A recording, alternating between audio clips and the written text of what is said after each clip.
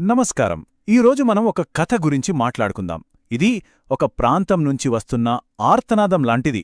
ఈ కథ అక్కడి ప్రజల భవిష్యత్తు గురించి, వాళ్ల ఆందోళనల గురించి మనకు చాలా స్పష్టంగా చెప్తుంది. అసలు ఈ కథ మనందరిదీ కూడా ఎలా అవుతుందో చూద్దాం. చూసారా, కథ ఇలా మొదలవుతోంది. అనగనగా కొన్ని ఊర్లు. వినడానికి ఏదో చిన్నప్పటి జానపద కథలా అనిపిస్తోంది కదూ. కాని ఇది హుజూరాబాద్ మండలంలోని కొన్ని గ్రామాల వాస్తవ పరిస్థితికి అద్దం పడుతోందన్నమాట. ఈ ఒక్క వాక్యం మనల్ని నేరుగా ఆ కథ లోపలికి తీసుకువెళ్ళిపోతుంది. అయితే ప్రతి కథలో ఏదో ఒక సంఘర్షణ ఉంటుంది. మరి ఈ కథలో ఉన్న అసలు సమస్య ఏంటి? ఒక ప్రాంతానికి చెందిన ఆందోళన ఇంత పెద్దదిగా ఎలా మారింది? ఈ ప్రశ్నకు సమాధానం వెతుకుతూ ముందుకు వెళ్దాం. సరే, మనం ఇప్పుడు కథలోని మొదటి భాగానికి వచ్చేశాం. అసలు సమస్య ఎలా పుడుతుంది, ఎలా విస్తరిస్తుంది, ఒక చిన్న సమస్య ఒక పెద్ద ఆందోళనగా ఎలా మారుతుందో ఇప్పుడు చూద్దాం. చూడండి, సమస్య ఎలా వ్యాపిస్తోందో చెప్పడానికి ఇదొక చక్కటి ఉదాహరణ. ఆలోచనేంటంటే, సమస్య నా ఇంట్లో అయితే అది వీధి వరకు తెలుస్తుంది. అదే వీధి సమస్య అయితే ఊరందరికీ తెలుస్తుంది. అలా కొన్ని ఊర్ల సమస్య మండలం మొత్తానికి తెలిసిపోతుంది. అంటే ఇది మనకు చాలా దూరంగా జరుగుతోందిలే అని మనం అనుకునేది ఎంత తొందరగా మన సమస్యగా మారిపోతుందో ఇది చెబుతోంది. ఇక కథలో అసలైన కీలకమైన మలుపు దగ్గరికొస్తున్నాం. ఇంత ఆందోళనకు, ఇంత భయానికి కారణమైన ఆ అసలు ప్రమాదమేంటో ఇప్పుడు చూడబోతున్నాం. మామూలుగా కొన్ని సమస్యలు ఒక ప్రాంతానికే పరిమితమై ఉంటాయి కదా. ఉదాహరణకు నీటి సమస్య అనుకోండి, లేదా భూమికి సంబంధించిన సమస్య అనుకోండి. దానికొక సరిహద్దు ఉంటుంది. కానీ ఇక్కడి ప్రజలు ఎదుర్కోబోయేది అలాంటి సమస్య కాదట. అవును, ఈ సమస్య గాలిలో వస్తుంది. మరి గాలికి సరిహద్దులు, జిల్లాలు, మండలాలు ఇలాంటి భేదాలు ఏవీ ఉండవు కదా. అది ఎంత దూరం ప్రవహిస్తే అంత దూరం దాని ప్రభావాన్ని చూపిస్తూనే ఉంటుంది. అందుకే ఈ ఆందోళన ఇంత తీవ్రంగా ఉంది. ఈ మొత్తం కథలో ప్రధాన ఆందోళనకు కారణం ఇదే.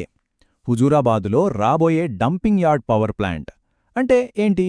సింపుల్గా చెప్పాలంటే, మన పట్టణాల నుంచి సేకరించిన చెత్తనంతటినీ కాల్చి దాని ద్వారా విద్యుత్ను ఉత్పత్తి చేసే కేంద్రమన్నమాట.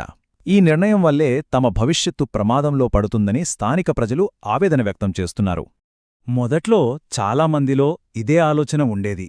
అదేంటి, ఎక్కడో దూరంగా ఉన్న సిర్సపల్లి, తుమ్మనపల్లి గుట్టల్లోకలా చెత్త కాల్చేది, దానివల్ల మనకేంటి నష్టం అని చాలామంది అనుకున్నారు.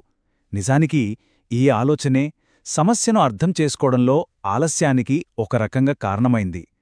సరే, ఈ గాలిలో వ్యాపించే ముప్పు వల్ల ఎలాంటి పరిణామాలు ఎదురవుతాయని ప్రజలు భయపడుతున్నారో ఇప్పుడు కాస్త వివరంగా చూద్దాం.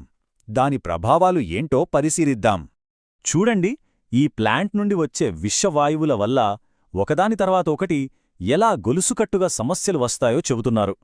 మొదట భూసారం తగ్గుతుంది, ఆ తర్వాత గాలి, నీరు కలుషితమవుతాయి. దానివల్ల పాడిపంటలు, పశుసంపద నాశనమవుతాయి. ఇలా అన్నీ పోయాక చివరికి మిగిలేది తీవ్రమైన ఆరోగ్య సమస్యలే. ఉన్న ఆస్తులు కూడా అమ్ముకొని ప్రాణాలు కాపాడుకోవాల్సిన పరిస్థితి వస్తోందని వాళ్లు ఆవేదన చెందుతున్నారు. మరి ఈ ప్లాంట్ ప్రభావం కేవలం ఆ ఒక్క ప్రాంతానికే పరిమితం కాదట. దానినుంచి వచ్చే విషవాయువులు దాదాపుగా 50 నుంచి 100 కిలోమీటర్ల దూరం వరకు ప్రయాణిస్తాయని అంచనా వేస్తున్నారు. ఒక్కసారి ఊహించుకోండి, ఆ ప్రభావం ఎంత దూరముంటుందో. అందుకే ఇది కేవలం ఆ 2 ఊర్ల సమస్య అస్సలు కాదు. ఆ 100 కిలోమీటర్ల పరిధిలోకి వచ్చే ప్రతి ఒక్కరిది ఈ సమస్య. అంటే ఇది ఇక స్థానిక సమస్య కాదు, ఇది ఒక ప్రాంతీయ సమస్య. ఇక కథ చివరి అంకానికి చేరుకున్నాం. ఇంతకీ ఈ పరిస్థితుల్లో అక్కడి ప్రజలు ఏం కోరుకుంటున్నారు? వాళ్లు మనందరికీ ఏం పిలుపునిస్తున్నారు? చూద్దాం. ఈ ఒక్క వాక్యం వాళ్ల ఉద్దేశాన్ని చాలా స్పష్టంగా చెబుతోంది. ఇక్కడ ఒక ముఖ్యమైన విషయం గమనించాలి. వాళ్లు ఈ డంపింగ్ యార్డ్కి పూర్తిగా వ్యతిరేకం కాదు. వాళ్ల విన్నపం ఒక్కటే: దీనిని జనాలు నివసించే ప్రాంతాలకు దూరంగా, జనసాంద్రత లేని ప్రదేశంలో ఏర్పాటు చెయ్యండి అని.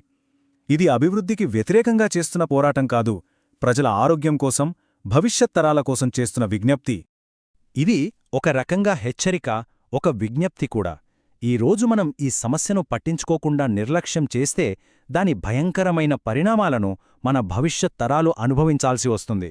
మన నిర్లక్ష్యం వాళ్ల భవిష్యత్తుకు పెద్ద భారంగా మారకూడదనేదే వాళ్ల ఆవేదన.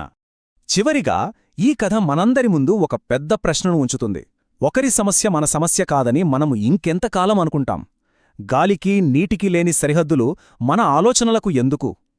అసలు ఒక ఊరి సమస్య అందరి సమస్యగా ఎప్పుడు మారుతుంది? ఈ ప్రశ్నకు సమాధానం మనందరి ఆలోచనల్లోనే ఉంది.